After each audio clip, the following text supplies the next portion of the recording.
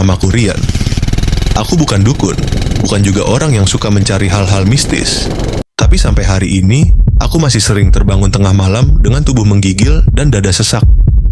Bukan karena mimpi buruk, tapi karena sesuatu atau seseorang dari dunia lain masih terus menggangguku. Semuanya bermula di tahun 2020. Saat itu, aku baru saja pulang dari tempat kerja. Hari sudah menjelang malam, dan seperti biasa, aku naik motor sendirian menyusuri jalanan sepi di daerah pesisir. Entah kenapa, malam itu aku merasa bulu kudukku meremang sejak keluar dari kantor. Aku pikir cuma perasaan capek. Tapi ketika melewati tikungan di dekat pantai Karangseta, sebuah tempat yang katanya angker, aku melihat sosok tinggi besar berdiri di pinggir jalan. Dia berpakaian seperti prajurit zaman dulu, lengkap dengan tombak dan mahkota emas. Aku langsung berhenti karena pikiranku langsung menyimpulkan, ini bukan manusia biasa. Sosok itu mendekat dan berkata dengan suara berat dan dalam, "Tuanku memanggilmu." Aku sempat mundur, tapi sebelum sempat melarikan diri, pandanganku kabur, semuanya gelap. Saat aku sadar, aku tidak lagi berada di jalanan. Aku berada di sebuah istana berkilau emas dan perak, megah tapi terasa sunyi. Lantainya dingin seperti kristal. Air laut mengalir pelan di sekeliling ruangan, tapi aku bisa bernapas dengan normal. Di depanku duduk seorang perempuan cantik luar biasa, berkulit putih kehijauan dengan mata tajam seperti ular. Dia mengenakan mahkota dari sisik emas. Namaku Ratu Sarbini. Aku memanggilmu untuk jadi pendampingku. Aku menggeleng, menolak. Tapi dia tidak marah, hanya tersenyum, lalu menyodorkan kertas berisi tulisan beraksara aneh dan sebuah batu kecil mengkilap. Kamu bisa pulang tapi bawalah ini.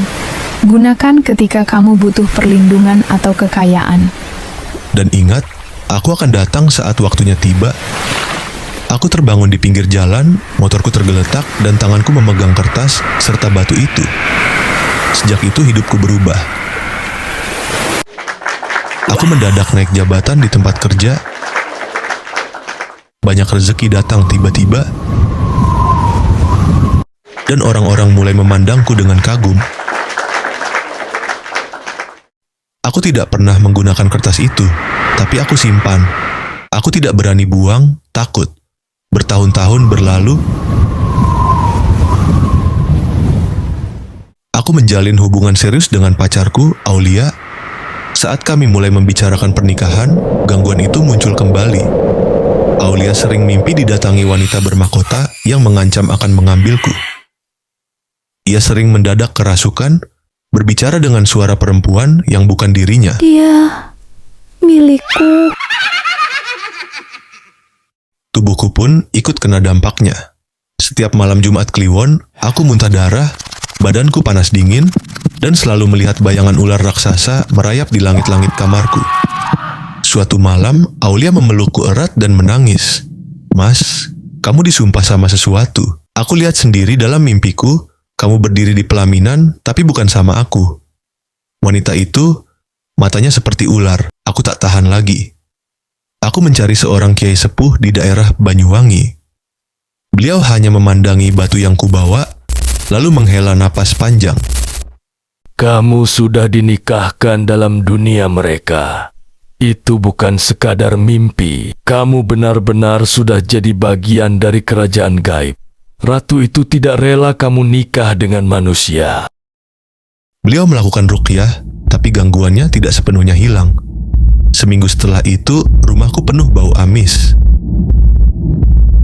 Aulia melihat ular melilit di depan pintu, tapi ketika kami panggil orang lain, ular itu menghilang. Aku merasa seperti dikunci. Pernikahan kami terus tertunda, selalu ada saja halangan.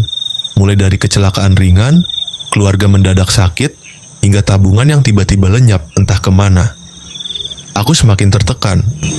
Pernah suatu malam, aku duduk sendirian di kamar, lalu tiba-tiba aku merasa seperti tubuhku diseret keluar. Ruhku seolah ditarik. Dalam keadaan setengah sadar, aku kembali berada di istana itu. Ratu Sarpini menatapku tajam. Aku tidak pernah memberimu pilihan. Jika kau langgar ikatan ini, maka darah akan tertumpah, katanya dingin. Aku bangun dengan tubuh basah oleh keringat dan jantung yang berdetak tak karuan. Setiap kali aku berniat membakar kertas mantra dan batu itu, selalu ada hal mengerikan yang terjadi.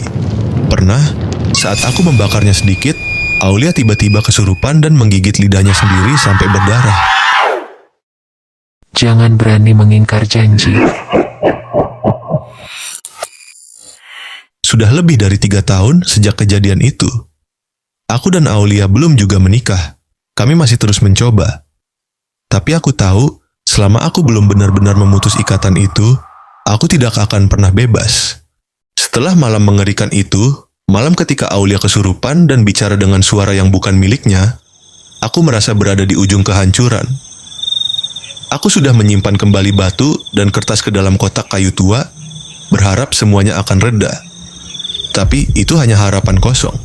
Setiap malam Jumat Kliwon, bau amis kembali datang. Bayangan ular menjalar di dinding. Aulia makin sering termenung, matanya kosong, seolah jiwanya ditarik ke tempat lain. Tapi aku belum menyerah. Aku ambil cuti dari kantor.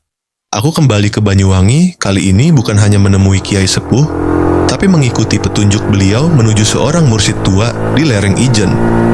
Namanya Abah Mahrus. Orang-orang bilang, beliau bukan sekadar ahli agama, tapi juga penjaga batas antara dunia nyata dan dunia gaib. Aku menunggu 3 hari di pesantrennya, diameter puasa, bicara. Sampai akhirnya aku dipanggil. Abah hanya menggenggam tanganku, menutup mata sebentar, lalu berkata pelan, "Kamu tak sedang diikat oleh satu makhluk, tapi oleh perjanjian dengan kerajaan. Ini bukan gangguan biasa." Aku mengangguk. Aku siap lakukan apa saja. Abah menyuruhku puasa mutih selama 7 hari. Siang malam aku hanya berzikir, tidak tidur, tidak makan selain nasi putih dan air. Dan pada malam ke-7, aku diminta membawa kotak berisi batu dan kertas itu ke puncak bukit kecil dekat pantai selatan. Di sana, aku harus membakar benda itu, sambil mengucapkan penolakan terhadap ikatan yang telah mengikatku. Malam itu tiba, langit mendung, angin laut dingin menyayat kulit. Tapi aku berdiri teguh. Abah dan para santri membentuk lingkaran, membaca ayat-ayat suci. Aku buka kotak itu. Batu dan kertas tampak redup, tak bersinar seperti dulu. Dan saat ujung kertas mulai terbakar, angin bertiup kencang seperti badai. Seolah ada yang menjerit dari dunia yang tak terlihat. Aku mengucap dengan lantang, aku, Rian, memutus semua ikatan dengan kerajaan gaib. Aku bukan milik siapapun, kecuali Allah. Tiba-tiba terdengar suara seperti letusan kecil. Batu dan kertas hancur menjadi abu, lalu terbawa angin. Dan seketika, semua hening. Tak ada suara, tak ada angin, tak ada tekanan. Abah menatapku, tersenyum, "Kamu telah memilih jalanmu, nak. Tapi ingat, setan dan jin itu senang dengan hati yang kosong.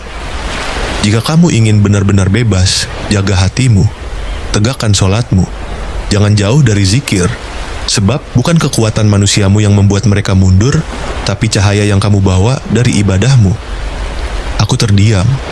Kata-kata itu menancap dalam.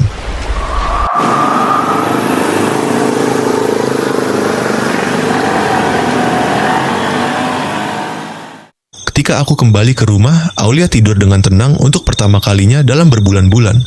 Tak ada lagi bayangan, tak ada bau amis, tak ada mimpi buruk. 2 bulan kemudian, Nikah dan kawinnya Aulia Yahya bin Yahya dengan mas kawin tersebut tunai. berdiri di pelaminan, aku sempat menengadah ke langit malam. Dan dalam hati aku berkata, aku telah memilih dunia ini. Aku tak akan kembali ke sana. Kadang istana itu masih muncul dalam mimpi samar. Tapi kini aku tahu, aku bukan lagi milik mereka. Dan selama aku tetap menjaga ibadahku, aku tahu, mereka tak akan berani mendekat lagi. Aku menulis ini bukan untuk menakut-nakuti, tapi untuk memperingatkan. Jangan pernah menyimpan sesuatu dari dunia yang bukan milik kita, sekalipun hanya selembar kertas atau batu kecil. Karena ketika mereka sudah menganggap kita milik mereka, tak ada jalan keluar yang mudah.